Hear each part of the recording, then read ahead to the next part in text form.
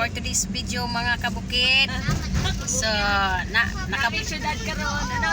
naka-front pa kunuhay mura si Doña Agata. Oh, short.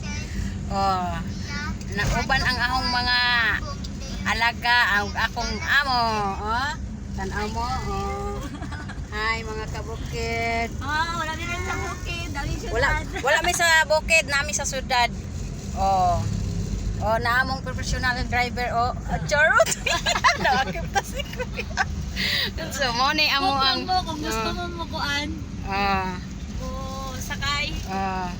Kung gusto mo sakay, tawag lang mo kang kuya sa 018.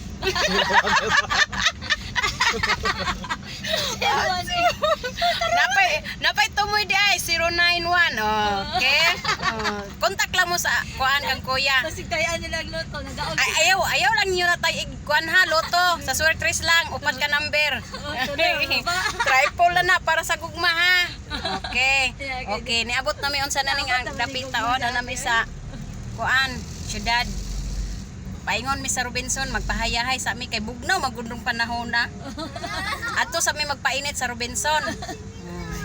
Inana ang mga kwartahan ga, mga kabukid. Nabali naman kabukid ron. Wala na kuan sa bukid ron nagpuyo na nasa syudad pa syudad sa ang kuan. Shout out daw wala tablawan lilibitin dagat para pa moapas unya. Ano apas si ate Mo apas para ba pod si kuan, Ate Marla.